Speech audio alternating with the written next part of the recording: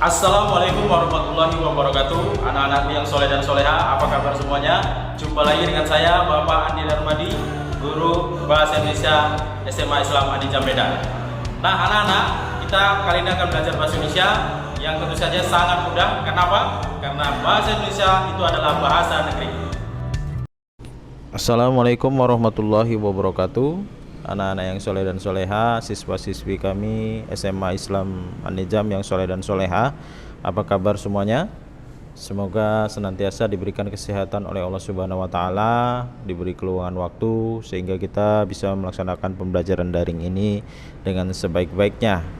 Dan semoga kita tetap semangat juga belajar dan juga mengajar sehingga pembelajaran ini menjadi lebih bermakna tentunya ya anak ya. Baik anak-anak, ananda semuanya, kita lanjutkan pembelajaran kita, yaitu tentang bagian yang kedua dari materi debat juga, yaitu mengenai tata cara debat ya. Silahkan ananda buka bukunya ya, bagian kegiatan 2 yaitu tata cara debat. Baik, format debat yang biasanya kita gunakan yaitu ketika kita melakukan lomba, khususnya di Indonesia ya nak ya, itu biasanya menggunakan sistem parlemen Asia ataupun Asian Parliamentary ya. Kemudian biasanya terdiri dari 2 tim, yaitu tim yang pertama disebut afirmatif dan tim yang kedua disebut oposisi. Dan biasanya terdiri dari masing-masing 3 pembicara. Setiap peserta diberikan waktu 7 menit. Ini yang biasa normalnya dilakukan dalam ajang-ajang debat ya. Maksimal biasanya 7 menit itu diberi peringatan, dan lewat itu maksimal itu bisa 20 detik untuk menyampaikan argumen, dan biasanya 4 menit untuk pidato balasan di akhir perdebatan.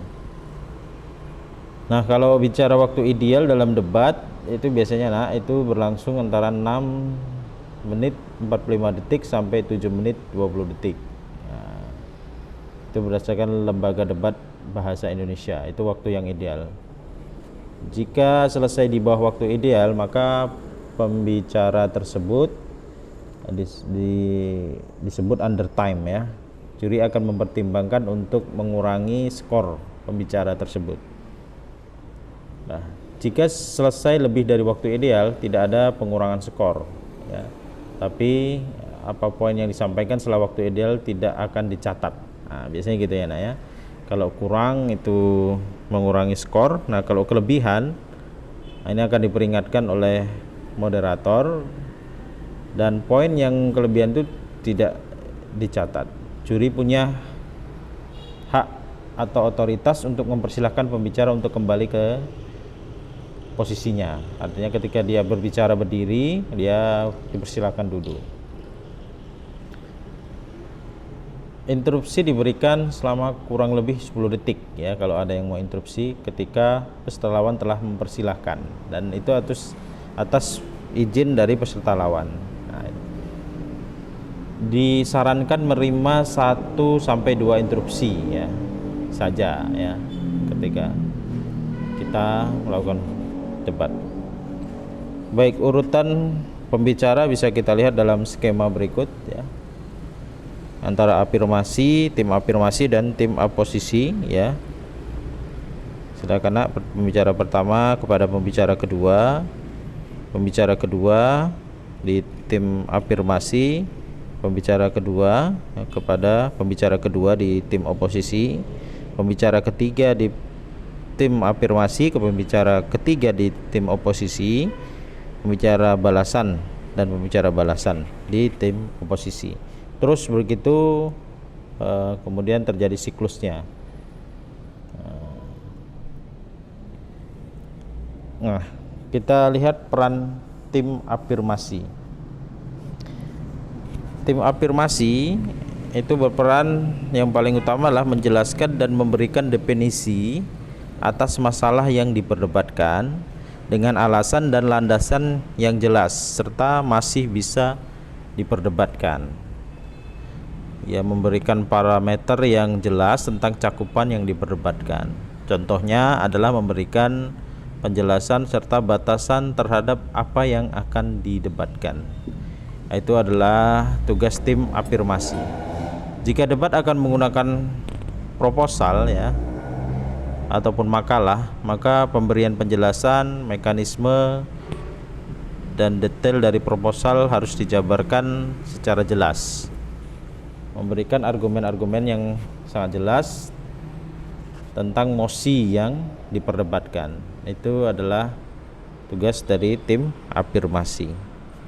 Kemudian lawan dari tim afirmasi adalah tim oposisi, yaitu mengklasifikasi masalah dan ide mengapa menentang mosi dari afirmatif dengan argumen-argumen yang sangat jelas. Nah, apa itu mosi nanti akan kita bahas ya.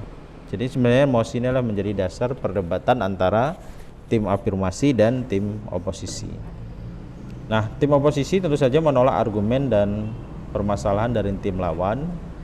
Kemudian bisa juga menerima argumen tapi jelaskan mengapa solusi atau argumen dari tim lawan tidak menyelesaikan masalah mosi yang diperdebatkan. Menerima argumen dan solusi tapi jelaskan mengapa solusi dan argumen yang diberikan hanya akan menghasilkan masalah lain daripada memberikan penyelesaian yang berarti. Baik. Nah, ini perannya nanti saya bagikan slide-nya untuk memperjelas. Nah, kita langsung kepada bagian mosi tadi ya, Nak ya. Mosi adalah topik yang sedang diperdebatkan, biasanya dalam bentuk sebuah statement dan biasanya diambil dari kejadian-kejadian terkini. Contoh, pemerintah akan melegalkan aborsi. Ini hanya contoh ya, Nak ya. Tim afirmasi harus menyetujui dan membangun argumen yang memperkuat mosinya, dan tim oposisi harus menolak dan memberikan argumen atas penolakannya.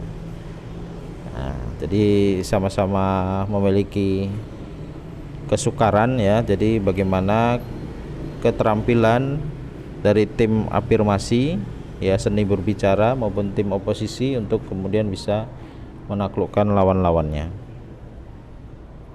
Untuk sistem penilaian ya, sistem penilaian itu ada 3 biasanya ya. Yang pertama itu dari segi isi, itu biasanya berisi argumen-argumen yang disampaikan oleh kedua tim ya.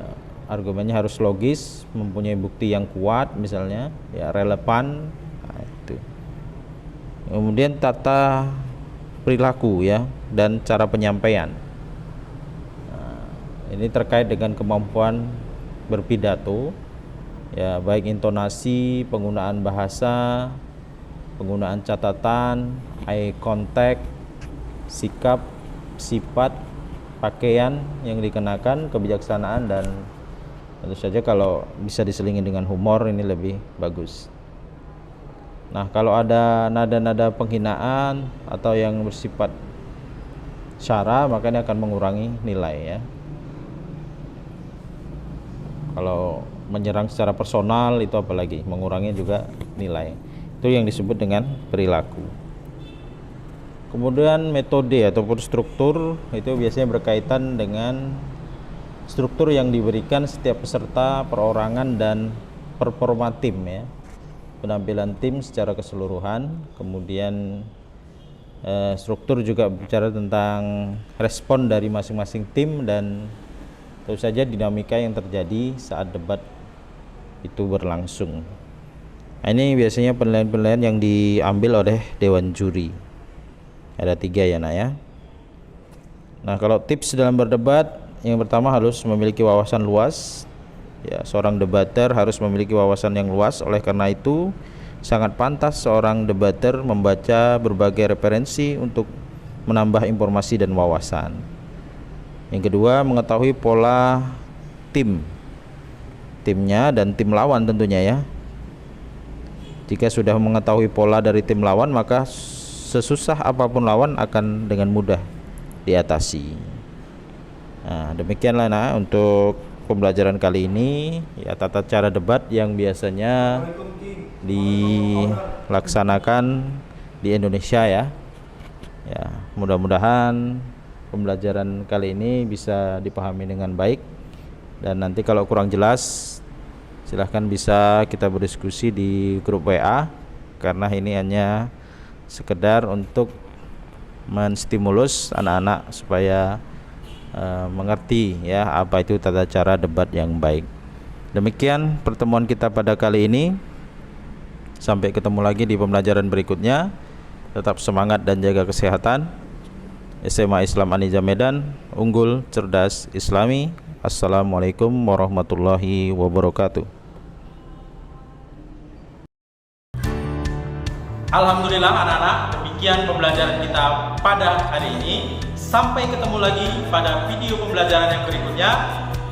Jangan lupa like, comment, and share. SMA Islam Anija, unggul, cerdas, Islami. Assalamualaikum warahmatullahi wabarakatuh.